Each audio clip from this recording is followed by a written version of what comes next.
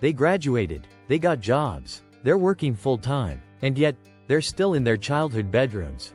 Posters on the wall, parents down the hall, no privacy, no independence, and no way out. In 2025, more young adults than ever are living with their parents. And it's not because they're lazy. It's not because they're entitled. It's because the system broke, and they're the ones paying the price. This isn't just a housing problem. It's a generational crisis.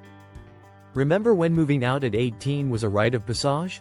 A mark of independence? That moment you stepped into the world, with your own keys, your own rent, your own life? Fast forward to today, and for millions of young Americans, that dream is slipping through their fingers. Right now, over 52% of adults aged 18 to 29 in the US are living with their parents. That's more than during the Great Depression. That's more than during COVID lockdowns. And the number keeps rising. In this video, we're diving deep into the reality behind this trend. Not the surface-level stuff. Not the lazy media stereotypes. We're talking cold, hard economics, failed systems, broken promises, and what young people are doing to survive it. If you're living with your parents, or wondering why so many are, you need to hear this. Let's begin where it hits the hardest: housing. The brick-and-mortar symbol of independence. The moment you get your own space, your own fridge, your own freedom. But in 2025, for millions of young adults in America, that symbol has turned into a locked door. And the key? It's priced higher than many will ever afford. Imagine you're in your early 20s. Maybe you did everything the system told you to do. Maybe you didn't. You might have gone to college, racked up student debt, walked that graduation stage feeling like you finally earned your shot. Or maybe you skipped college altogether, went straight to work, trying to build a life from the ground up. Either way, you're trying to move forward. But the moment you start looking for a place to live, the numbers slap you in the face. A one-bedroom apartment in a decent area of a major US city? That's going to run you anywhere from $1,800 to $3,000 a month. Just to lay your head somewhere that doesn't have mold in the corners or bars on the windows. In cities like New York, San Francisco, Los Angeles, or even Austin, forget it. Those places are pricing young people out faster than you can finish your coffee. A studio apartment can cost you more than $3,500 a month. And that doesn't include utilities, transportation, groceries, or the daily costs of simply being alive.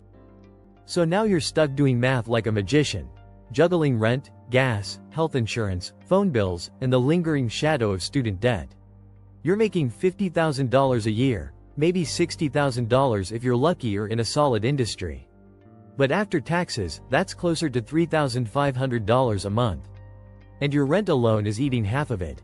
The rest is barely enough to keep your head above water.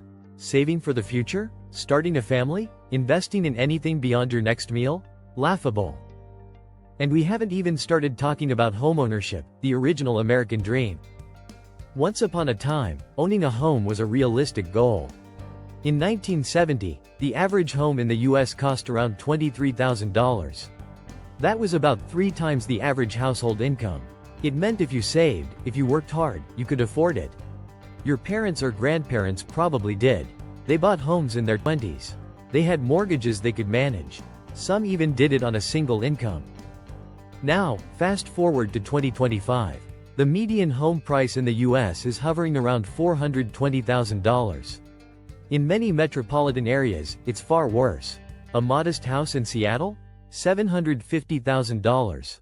Something with a backyard in San Diego? You're pushing $1 million. The average household income hasn't kept up. Not even close. It's no longer 3 times income. It's 8, 10, even 15 times what a young person earns. And don't forget the down payment. Even if you find a house for $400,000, you're supposed to put down 20%. That's $80,000 up front. Who in their 20s has that? Who in their 30s does? For many, the dream of homeownership doesn't just feel distant. It feels like a cruel joke, a fantasy built on rules that no longer apply.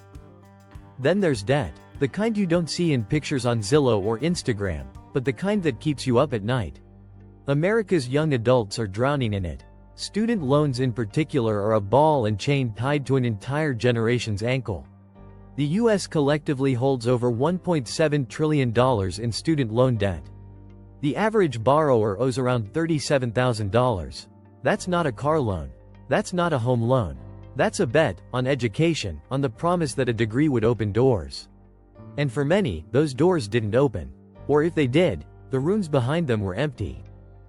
And those monthly payments? They hit hard. $300 here, $500 there. Some owe more than $1,000 a month just to keep their balances from growing. And that's not counting interest, which compounds like a parasite. You can pay for years and owe more than you started with. How do you build a life when you're paying off a decision you made at 18 years old, when you were told was essential just to compete? Then comes inflation, the slow-burning fire that touches everything.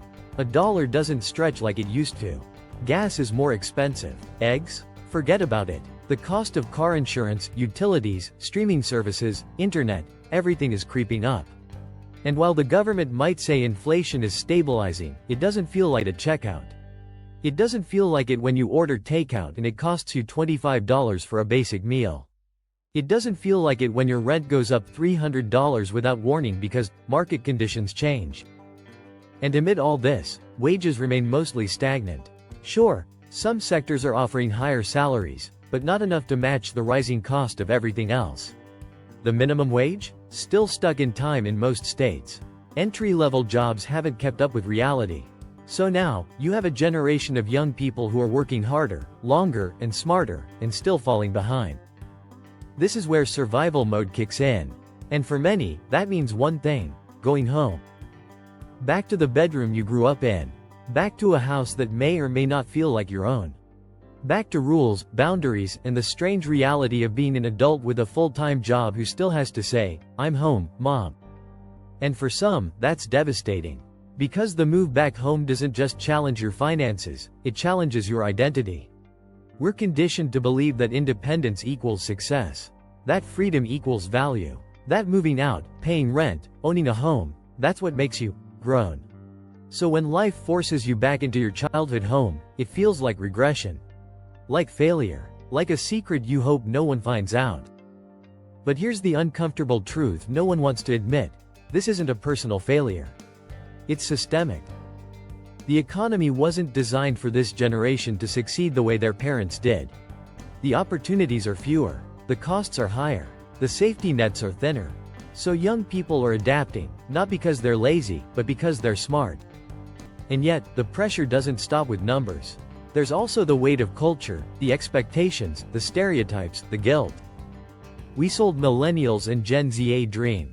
Study hard, go to college, get a job, you'll be fine. That was the formula. That was the lie. Because that formula was built on an economy that doesn't exist anymore. We told them, work hard and it'll all pay off. And for many, it hasn't. Instead, it's paid them in anxiety, burnout, and bills they can't cover. We told them to take on debt for a degree, even though the job market is flooded and unstable. We told them they'd find a path, when all the maps are outdated.